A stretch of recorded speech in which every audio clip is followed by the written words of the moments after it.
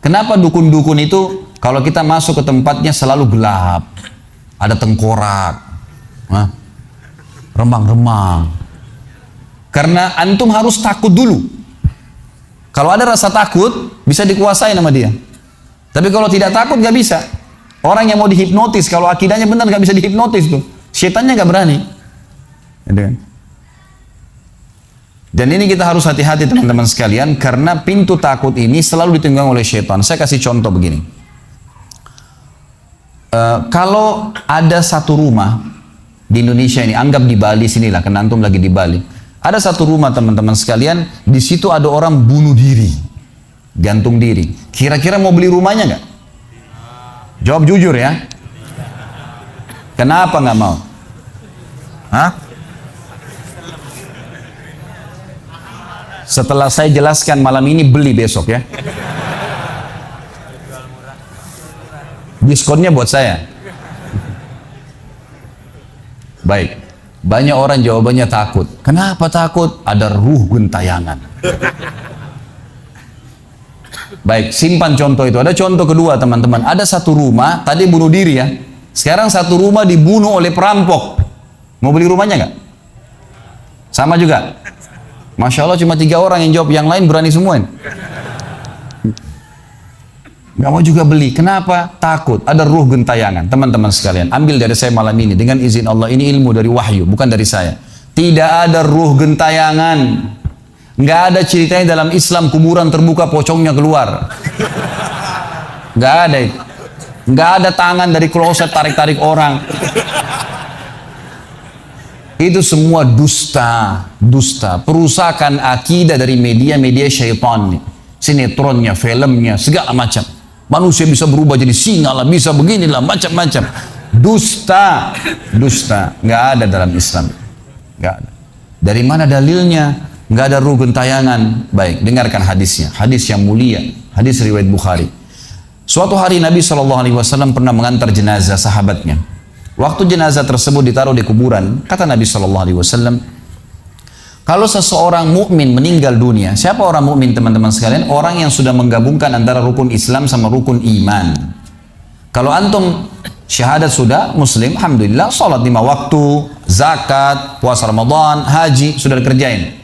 Ditambah dengan keimanan, yakin Allah ada, yakin malaikat ada mencatat, yakin diturunkan dalam Al-Quran, yakin ada Rasul yang mengajarkan Nabi Muhammad SAW, ada diterima pahalanya hari kiamat. Maka itu namanya mukmin, ya, dengan ditambah dengan mengimani qada dan qadar. Kalau ada orang sholat, Allah ada nggak ya? Malaikat catat nggak ya? Hari kiamat saya terima nggak? Ini masih muslim, belum mukmin, masih level di bawah. Pertama muslim dulu baru mukmin. Makanya dalam hadis disebutkan ada iman, ada Islam, ada iman, ada ihsan, gitu kan? Ini level-levelnya. Nah kata Nabi SAW, kalau orang mukmin menggabungkan antara rukun Islam sama rukun iman, sholat yakin Allah ada, sholat begini dan seterusnya, maka akan datang kepadanya 3 sosok malaikat pada saat meninggal. Dan ini teman-teman bukan dongeng saya ceritakan. Ini hadis Nabi, berita wahyu yang pasti kita semua akan saksikan. Demi Allah ini benar, ini wahyu. Gitu kan? Malaikat datang, di kiri kanannya malaikat rahmah yang membawa kain kafan dari surga, yang satu malaikat maut diubun-ubun kepalanya sambil berkata, ya ayyatuhan nafsul mutmainnah irji ila rabbiki radiyatan mardiyah. Hai jiwa yang baik, keluarlah kepada rahmat dan pengampunan Tuhanmu.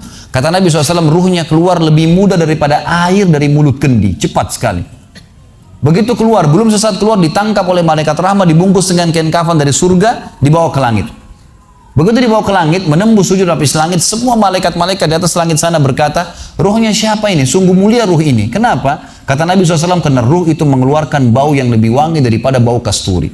Semoga kita semua insya Allah termasuk. Maka kata Nabi SAW, malaikat rahmah mengatakan ini fulan bin fulan, namanya yang paling mulia di dunia. Lalu kemudian ditembuskan sampai langit ke-7, lalu kemudian terdengar suara dari langit ke-7. Allah Azza wa Jalla berkata, catatkan hambaku termasuk penghuni surga, kembalikan dia di dunia, di sana saya ciptakan, di sana pula saya akan bangkitkan.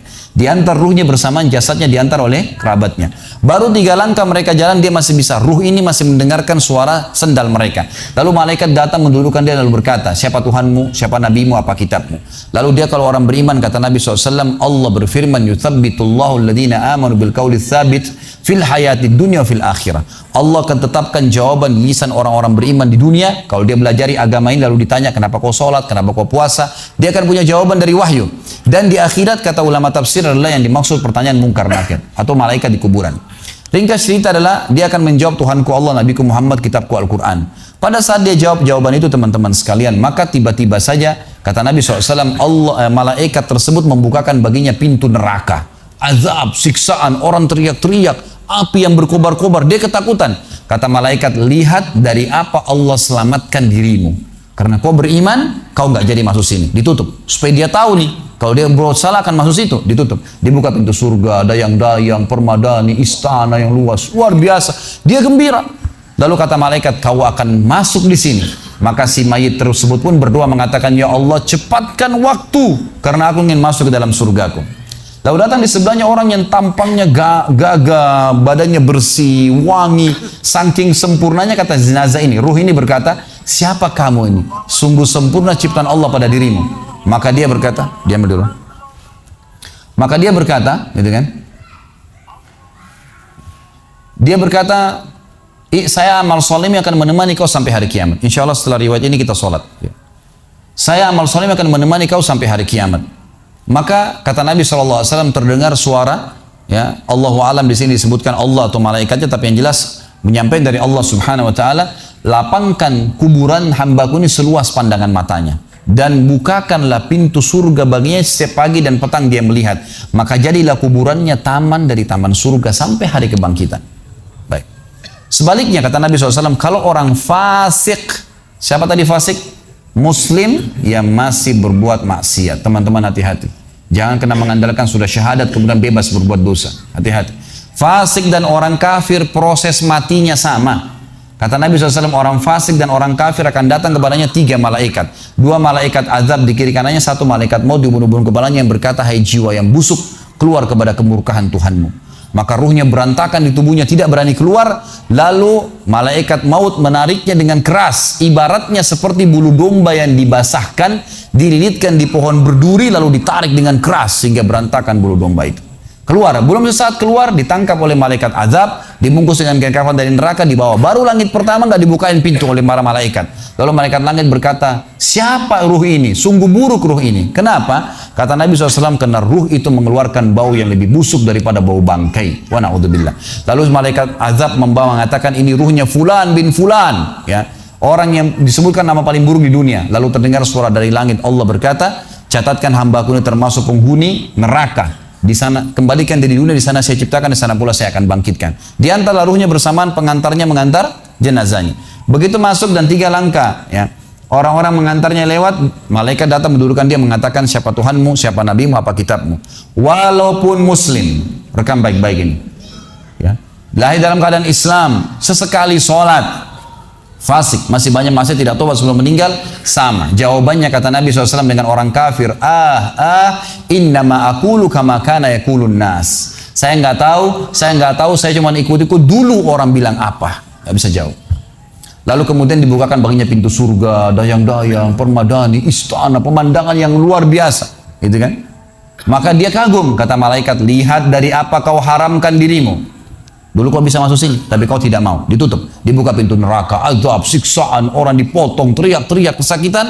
Lalu dia ketakutan, kata malaikat, ini tempat kau selamanya, kau tidak akan bisa lari. Maka dia berdoa mengatakan, ya Allah jangan kau cepatkan waktu karena aku tidak ingin masuk ke dalam nerakaku.